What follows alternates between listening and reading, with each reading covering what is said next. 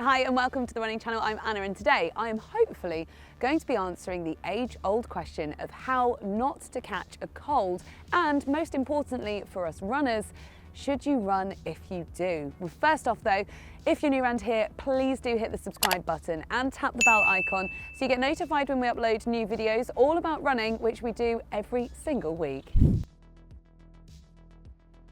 So how do we avoid catching a cold in the first place? Well, some of this might sound a little bit obvious, but do stick with me because you might just learn something before we dive into the more specific stuff. So obviously you need to make sure you wash your hands, but also be aware of what you're touching as well. So think about your face, your nose, your mouth, that kind of thing.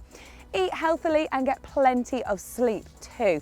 The things that you eat will not only help you avoid catching a cold in the first place, but if you do, they will also help you recover more quickly. So what kinds of foods are good to help you try and avoid catching those colds?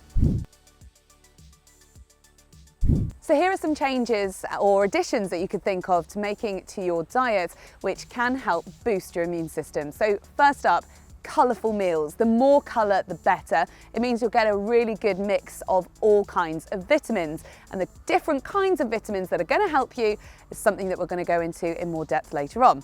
Eat seeds, nuts, whole grains and seafood, which are all high in zinc. So scientists have found that zinc can actually help the cold virus stop multiplying and therefore can actually cut down the number of days that you're ill by 1 or 2 days.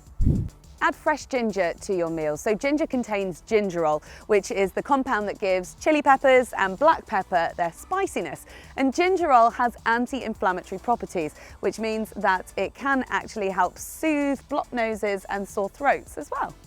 Eating berries can help boost your immunity by up to 1/3. In fact, research from the University of Auckland found that adults who ate berries were up to 33% less likely to catch a common cold because of their contents of flavonoids. Now, flavonoids are both an antioxidant and an anti-inflammatory, so if you do get sick, they can help with your recovery too. So elderberries and black currants are super rich in these flavonoids, but it's not just berries either. Green tea has a really high flavonoid amount as well. Carb up, my absolute favourite, and something us long distance runners are pretty good at. So researchers found that carbohydrates can stable your blood sugar levels, and having stable blood sugar levels can help reduce the body's stress response, which in turn boosts immunity. And I'm sorry to say it, but avoid alcohol. Alcohol can have a negative impact on the quality of your sleep, your hydration, and in fact, new studies have found that it can also impact your dendritic cells, which are vital to your body's immunity. There are countless of vitamins and supplements on the market that promise to ease your symptoms or stop you from getting another cold or stop you from getting a cold in the first place, but how effective they are depends on a number of different things. So it is always better to get your vitamins and minerals from actual food rather than supplements. But with the realities of real life, sometimes we know that's just not possible. Vitamin C is the main vitamin talked about as most people's go-to when it comes to avoiding colds and also trying to recover from them. It's been lauded as the solution to common colds since the 1970s. But actually, a recent study and review of all of the literature available out there has shown that there is little to no benefit of taking vitamin C when it comes to catching a common cold. So we talked about eating zinc-rich foods like whole grains and nuts and seeds. So zinc is another supplement to consider taking. In fact, it has anti-inflammatory properties, and in studies showed that adults who were taking zinc were less likely to be showing symptoms after a week than those who were taking a placebo, and also showed less severe symptoms. Now, another study showed that people who were taking zinc for 5 months were less likely to catch a common cold than those who weren't. But it's really important to note that with zinc, it can interact with other medicines. We are not doctors, so make sure if you are looking to take zinc supplements that you seek advice first. Vitamin D is another supplement to consider taking. Our bodies naturally produce it when our skin is exposed to the sun, which in the winter, when there isn't much sunlight around, can mean that people do end up becoming deficient in it, which which is why vitamin D supplements are something to consider.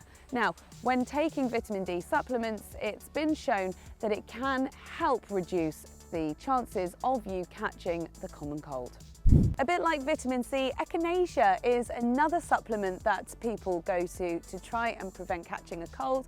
But as with vitamin C, there is no evidence to prove that it can actually help stop getting a cold in the first place. Sleep is king, which is great news for me because it's my favourite thing. The less sleep that someone has been getting, the more likely they are to catch the cold virus. In fact, in a study of 150 otherwise fit men and women, it was found that 50% of those who had 5 hours sleep or less caught the common cold when exposed to the virus, and that is compared to 18% of people who'd had 7 hours sleep or more. 7 hours sleep. Another important factor to note is stress. So if you are particularly stressed, your body will release the hormone cortisol. Now, cortisol helps your body fight infection and inflammation. So if you're constantly producing cortisol because you're constantly stressed, then it reduces the effectiveness of the cortisol on fighting the infection. So it's probably worth factoring in some me time. So maybe try some mindfulness techniques or meditation or yoga. Basically, chill out. Give your body a break and you're less likely to catch a cold. And another thing while we're on sleep, it's important to note that lack of sleep can actually reduce the effectiveness of the flu vaccine as well.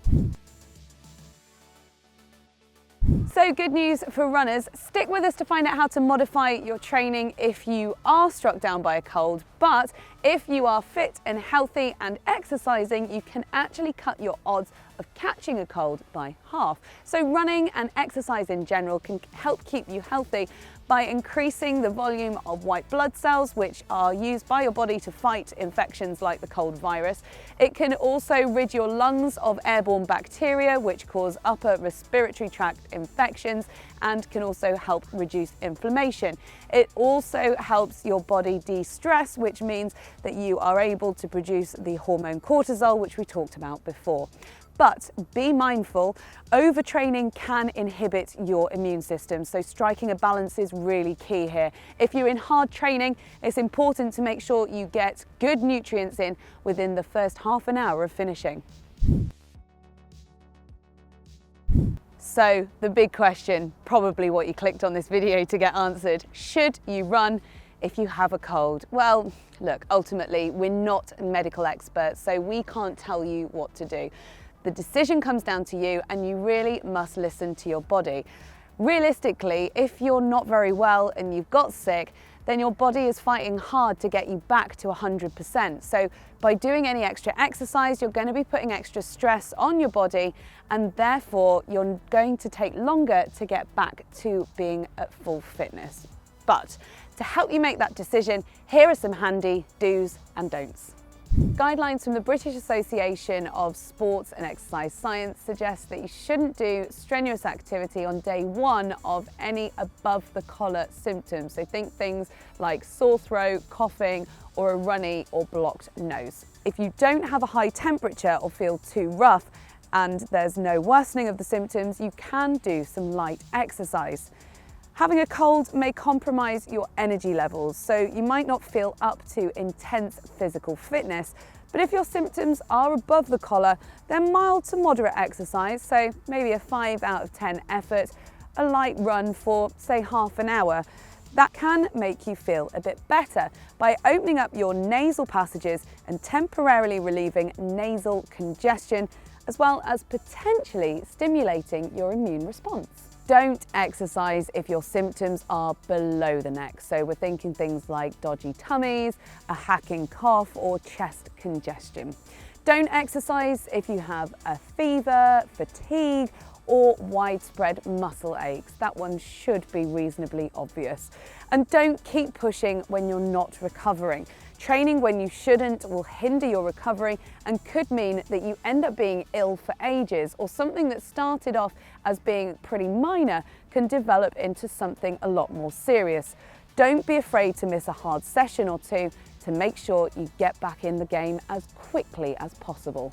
Hopefully you've found some useful information there and you've been able to make your own decision on whether you should run if you've caught a cold. I'm sure you've probably got your own horror stories of when you maybe didn't make the right decision, or maybe you've got some home remedies of your own that you'd love to share with the rest of the Running Channel viewers. Please leave them in the comments below, we'd love to see them, and we'll see you next time on the Running Channel.